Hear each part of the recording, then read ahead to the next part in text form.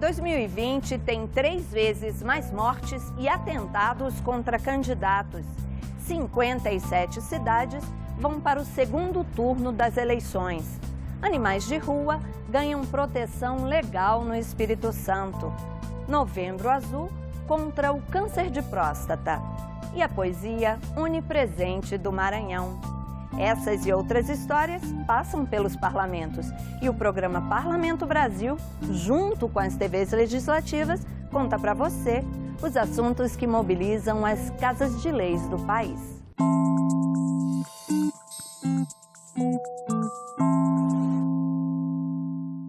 O número de assassinatos e atentados contra candidatos e pré-candidatos no período eleitoral triplicou desde as eleições de 2016.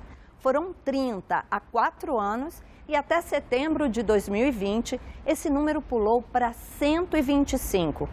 Especialistas avaliam as causas desse tipo de violência. Veja na reportagem da TV Assembleia do Ceará.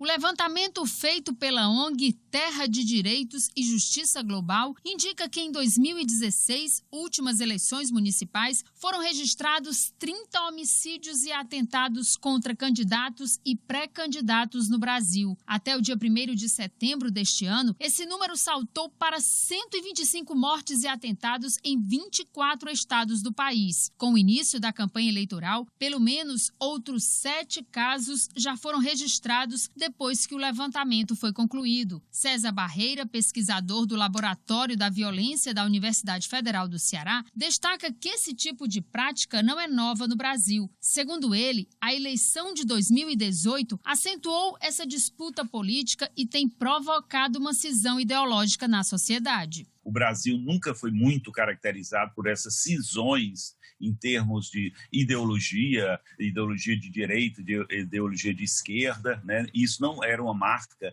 do Brasil, isso nós vamos encontrar em outros países, por exemplo, Chile, Argentina, né, na América Latina, só para ficar na América Latina, mas no Brasil, não.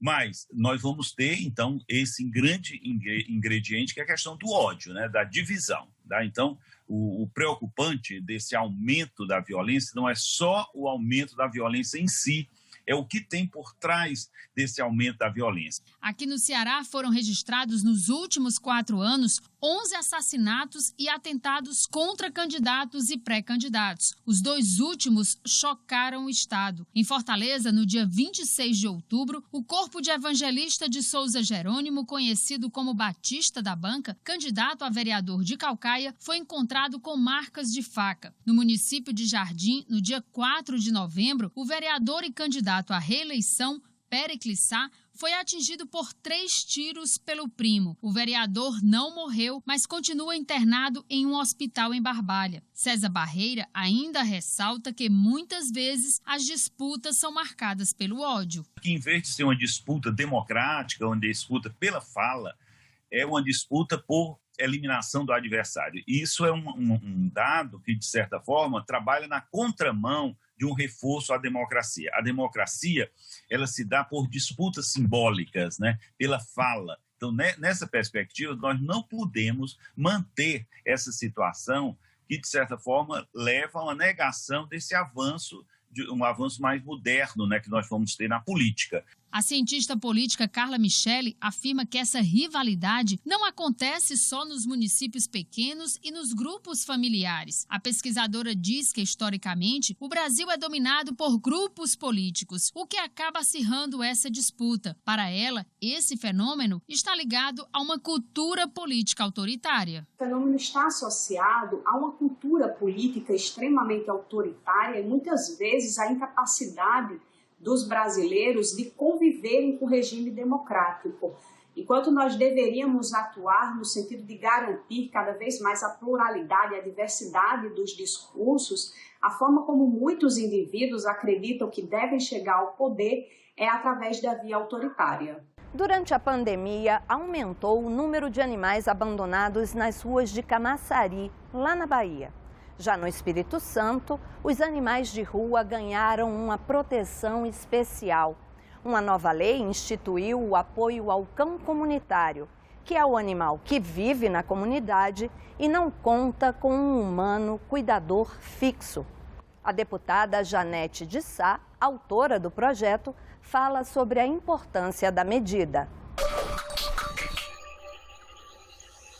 A lei define como cuidador um membro da comunidade que zela pelo cão comunitário, sendo-lhe permitido fornecer alimentação, água e local adequado para a proteção do animal contra intempéries climáticas e demais riscos. Foi necessária essa lei porque ainda tem muitas pessoas que implicam com o animal de rua. E aí vem também a prefeitura, né, não reconhecendo essa situação. Nós ainda temos, em alguns lugares, a carrocinha que recolhe os animais através dos serviços zoonoses e porque não reconhece o animal de rua. E aí fica aquela confusão para se defender esse animal. Então nós fizemos essa lei que visa exatamente estar protegendo essas pessoas que são colaboradoras da causa animal e que precisa ter uma garantia jurídica que a lei veio exatamente para suprir. Ela é uma alternativa benéfica para todos os envolvidos e para a sociedade. E no caso do animal ser uma ameaça para a sociedade, aí sim, nesse caso, pode haver, né, o recolhimento, mas caso contrário, fica permitido as pessoas que quiserem, na sua comunidade, estar adotando um animal, mesmo que ele fique na rua, mas com alimentação, com água, até com um espaço para poder ele se resguardar da chuva, de muito sol, das intempéries, muito vento, das intempéries do tempo. Isso fica permitido em todo o estado do Espírito Santo através dessa nossa lei. Desde a chegada da Covid-19, o aumento do número de animais abandonados tem sido uma constante. Aqui em Camaçari não está sendo diferente. Depois que a pessoa leva o animal para casa, que percebe que tem compromissos de alimentação, de custos, de gastos e comportamentais do animal mesmo, isso leva muitas pessoas a desistirem da criação desses animais e abandonando, né? E de uma forma, inclusive, muito irresponsável e criminosa até. ONGs e protetores de animais têm realizado um trabalho com estes animais abandonados pelos seus donos. Nosso maior trabalho é de conscientizar as pessoas dos problemas que trazem o abandono. Primeiramente, os problemas que trazem no emocional do animal, né? Porque o animal sente. E o animal sente muita falta. O animal sente um abandono, no caso. O segundo problema, a questão de saúde pública. Porque quando você abandona o animal na rua, ele contrai zoonoses. Essas zoonoses, algumas delas transmissíveis para humanos. Então, quanto mais animais soltos na rua, maior a proliferação dessas zoonoses e maior o risco para as pessoas que vivem na cidade. Especialistas no assunto orientam as pessoas que, porventura, perderam o amor pelo seu pet. Como proceder? Primeiro, conscientizar a população de que um animal não é um brinquedo, de que um animal é uma posse responsável, de que você vai ter que cuidar dele com alimentação, com comida, com saúde, com bem-estar, com atenção, com carinho. Então, a gente precisa cada vez mais conscientizar as pessoas sobre a posse responsável de um cachorro ou de um gato. Um dos abandonos mais comuns é abandono de ninhada. Ninhada de cães e ninhadas de gatos ainda antes de abrir os olhos. Ninhadas de cães com 15 dias de idade. Isso é muito frequente no nosso município. Os estacionamentos têm se tornado espaços de lazer durante a pandemia. Um lazer controlado para evitar aglomerações. O Teatro do Cerrado Zulmira Canavarros, que é o teatro da Assembleia Legislativa do Mato Grosso, transformou o seu estacionamento num novo palco. É lá que acontece o projeto Drive-In Cultural. E um dos espetáculos apresentados foi o Creonças, que é um jeito cuiabano de falar crianças. E foram elas que mais curtiram. O som que saía do estacionamento da Assembleia Legislativa era bem diferente do usual. Aos poucos, uma verdadeira fauna embalada pelos principais ritmos brasileiros tomou conta do lugar. Era o espetáculo Creonças, concebido por Paulo Monarco e Henrique Santian. O Creonças nasceu do nosso desejo, meu e do Henrique, de mergulhar nesse universo dos animais, dos bichos, aqui da nossa região, da América do Sul, e relacionar isso com a música do Brasil, né? Então é uma viagem assim muito divertida, que passa por um lugar de memória, mas é muito leve, porque a ideia é trazer para o acolhimento, para a diversão mesmo, interação. Acostumados a cantar com um público bem pertinho do palco, os músicos tiveram que se adaptar. Primeira experiência nossa e a gente está bem feliz com isso, de trazer essa coisa de trazer o público a interagir com o show, então para a gente vai ser interessante a experiência. Como o espetáculo é todo baseado na interação, no lugar das crianças irem até o palco, Monarco comandou o verdadeiro show de adivinhação e alegria entre os carros. Você acha que é hipopótamo ou leão? Acho que é leão. Você acha que é o quê? É onça. É onça? É onça ou é creonça? Creonça? Ó, aqui falaram que pode ser hipopótamo ou creonça ou onça. E o inusitado e divertido não se resumia à música. Nos carros, as buzinas e faróis faziam as vezes das palmas e gritos da plateia. A carroceria da caminhonete se transformou numa pista de dança. Super legal, porque você pode ficar aqui atrás em pé, dá pra ver melhor, né? Ainda mais, eu tentei chegar cedo pra ver se ficava na frente, mas também não ia adiantar, que ia atrapalhar todo mundo, né? Aí aqui no fundo tá tranquilo, que a gente sobe, tudo certo.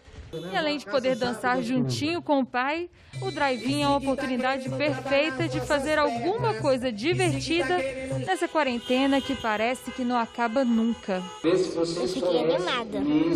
Você tá ficando muito dentro de casa esses dias ou tá dando pra sair já? Olha, eu só saio pra levar o meu cachorro. Ah, então aqui hoje tá legal, tá melhor do que... Eu mesmo, eu gostei muito, porque eu não mesmo saio de casa faz um tempo. Eu mesmo só saio de casa coisa simples, ir no mercado com meu pai ou coisa do tipo. Levar o espetáculo de dentro do teatro para o estacionamento da Assembleia Legislativa foi a maneira que a equipe do Zulmira Carnavals encontrou de continuar promovendo a cultura regional e trazendo diversão para os matogrossenses. Eu estou muito feliz, porque esse é o nosso segundo drive-in cultural, já com expectativa de vários outros, exatamente pela aceitação do público. E a gente reforça o convite para os próximos, fiquem atentos às nossas redes sociais, fiquem atentos à TV AL, que a gente sempre divulga os próximos. Daniela Paula explica que o objetivo é manter uma agenda quinzenal de espetáculos até o final da pandemia. São 2 quilos de alimentos não perecíveis por carro. Esses alimentos chegam de fato a quem precisa, são as instituições previamente cadastradas com a Assembleia Social. E aí você faz a sua solidariedade e ainda curte um super espetáculo na segurança e no conforto do seu carro.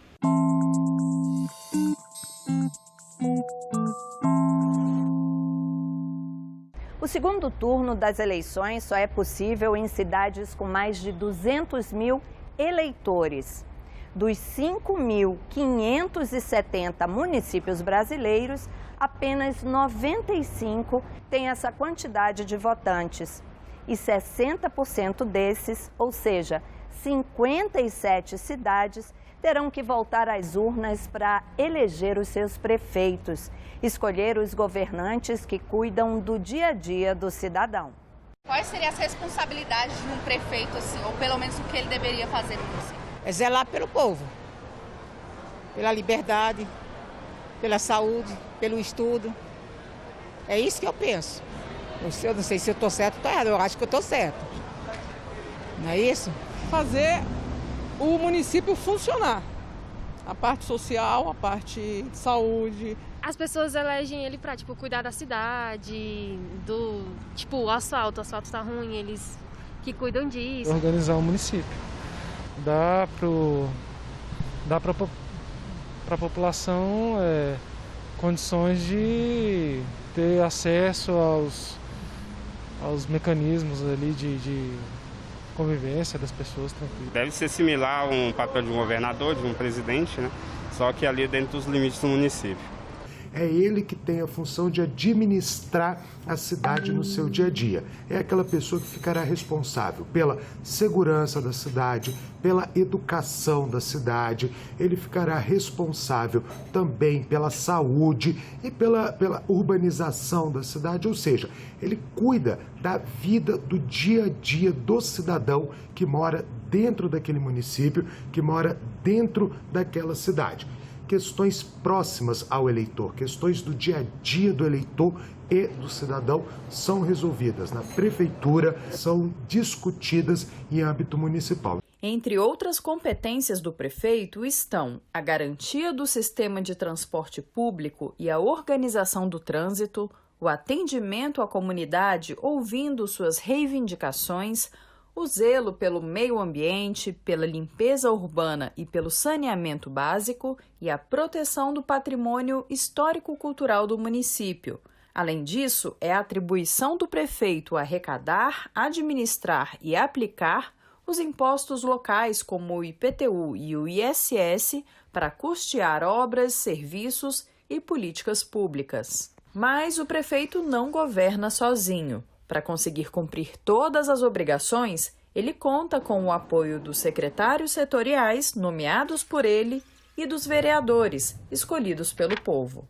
Cumprir com o que ele promete durante o período de eleição, né, principalmente, e representar a população também, né?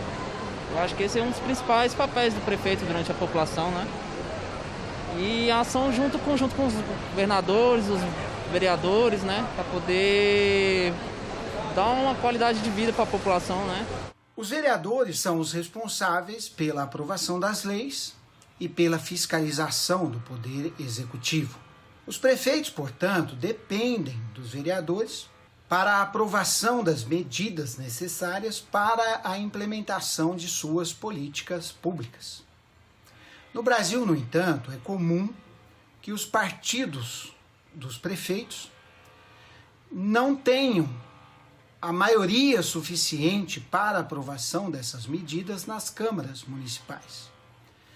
Nesses casos, os prefeitos precisam formar as chamadas coalizões, ou seja, precisam compartilhar os seus governos com outros partidos que compõem as câmaras municipais. Nós podemos notar que é por meio da política que podemos solucionar os nossos problemas coletivos e promover o desenvolvimento de interesse de toda a sociedade. Por esses motivos, é fundamental que participemos do processo eleitoral e que escolhamos os nossos representantes conscientemente. Depois do Outubro Rosa, novembro é azul. E o Congresso Nacional se iluminou com a cor para lembrar homens de 45 anos que a saúde é mais importante do que o preconceito. Eles devem fazer o exame de próstata. Em 2018, aqui no Brasil, o câncer de próstata foi responsável pela morte de 15 mil homens. O prédio do Congresso Nacional vai estar iluminado de azul durante todo o mês de novembro. A iluminação especial faz parte do movimento conhecido como Novembro Azul, que acontece há 16 anos em todo o mundo.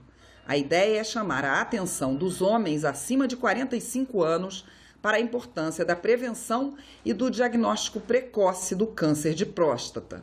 Segundo o Instituto Nacional do Câncer, a doença pode atingir, neste ano, cerca de 60 mil homens no país. Em 2018, o câncer de próstata provocou 15 mil mortes no Brasil. Vencer o preconceito e fazer o exame preventivo podem ajudar a reduzir este número. Para o diagnóstico do câncer de próstata, o médico lança mão de alguns exames. Um deles é o exame de sangue, chamado PSA. Quanto maior o PSA, maior o risco de câncer. Associado ao exame do PSA, há a necessidade de fazer um exame do toque retal, que é o toque através do reto, onde o médico vai palpar a próstata, sentir se há alguma alteração, por exemplo, um nódulo endurecido, que é suspeito do câncer de próstata. Esse exame, os homens hoje em dia estão mais informados sobre a necessidade do exame, mas ainda existem alguns homens que, talvez por machismo, se negam a fazer o exame de próstata ou não procuram o urologista. Além do Congresso Nacional, o Palácio do Planalto e o Supremo Tribunal Federal também estão iluminados para chamar a atenção sobre a doença. O câncer de próstata é o segundo tipo de câncer mais comum para o sexo masculino, atrás apenas do de pele. Mas se a doença for diagnosticada no início, a chance de cura chega a 90%. A coordenadora da Frente Parlamentar em Prol da Luta contra o Câncer, deputada Silvia Cristina, diz que a frente trabalha na efetivação de políticas públicas para a prevenção e o diagnóstico precoce. Esse período pós-pandemia também, temos que retornar e fazer várias ações. Algumas ações importantes, como a lei dos 30 dias, para diagnóstico, prazo de até 30 dias para cada município e estado fornecer a biópsia, o exame que comprova realmente esse tratamento. Então esse é o prazo que foi dado, já sancionado pelo presidente, mas temos que correr ainda com políticas públicas de tratamento específico.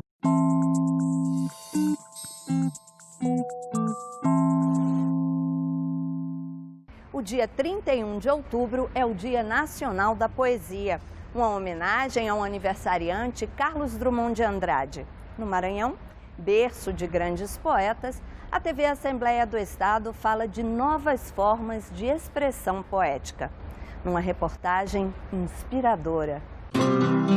Séculos após séculos, São Luís se mantém berço de artes que se encontram na poesia. A poesia é subjetiva, está em todos os lugares da capital maranhense e vai além dos versos. É uma cidade que inspira muito, a poesia é inspiração. Então, normalmente a gente pensa na poesia escrita e a gente tem grandes nomes da poesia, como o Bandeira Tribuzzi, como o Ferreira Goulart, mas a gente também tem muitos músicos e a letra da música é uma poesia. A gente tem essa beleza histórica que é poesia em imagem, que inspira a fotografia. E tantas outras artes são inspiradas pela poesia, a chamada poesia do olhar de São Luís. É que a poesia não está nas coisas, está nos sentidos mais humanos. No ato de contemplar e perceber que a poesia pode estar em nós. Ela simplesmente nasce e, se despertar o poeta, também o salva. A poesia ela é uma grande representação da alma e dos sentimentos, eu diria. Por exemplo, quando o Fernando Pessoa fala no poema Autopsicografia, que o poeta é um fingidor. Finge tão completamente que chega a fingir que é dor, a dor que devera sente.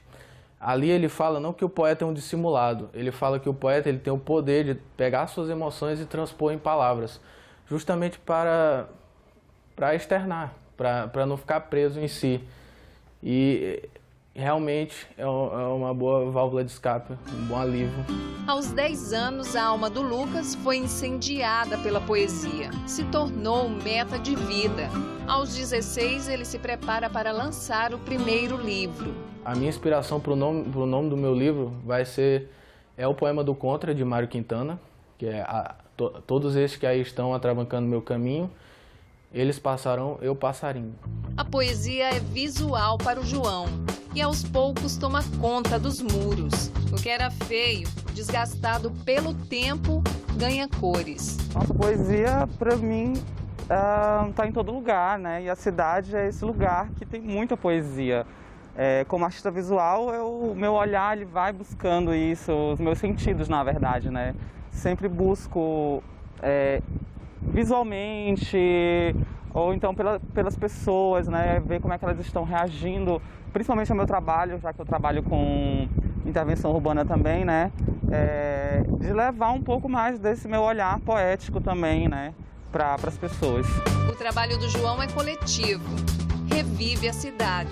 Eu trabalho com palavra e trabalho com imagem, então a poesia pode ser de diversas formas, né? Não só a literatura escrita. Não importa o estilo, a poesia está na cidade. Se revela nos livros, nas falas, nas lutas, se revela nos olhares, se revela nas imagens captadas pelos fotógrafos, se revela no pôr do sol, na arte de quem vive os amores e as dores de uma cidade poeticamente dividida entre um passado romântico e as verdades do presente. A casa agora é só fuligem e cheiro de fumaça. E o que mais queimou foi o amor. Acabou. Na vida da Lindevânia Martins, a poesia tem função transformadora.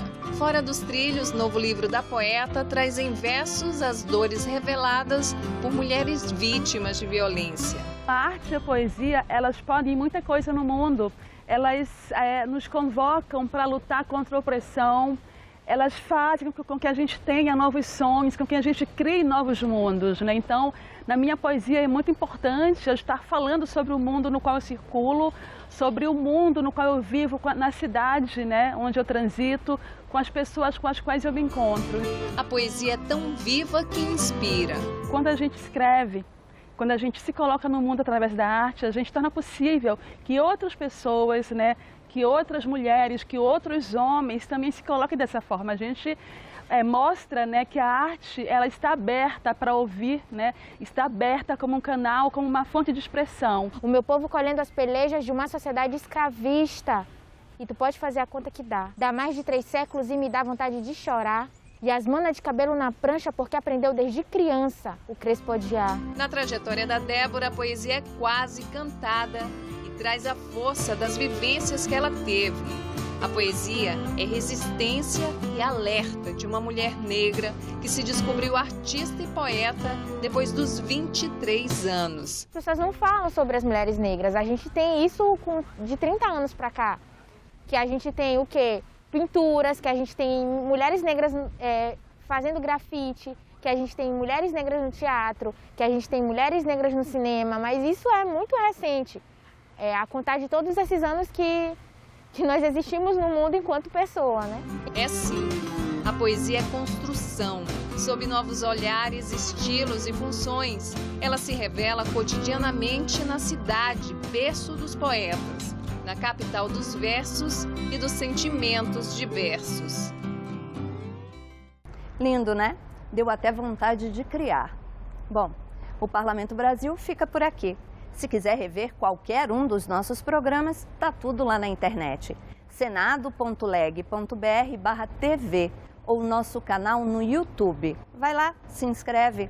Se quiser, você também pode mandar um e-mail pra gente.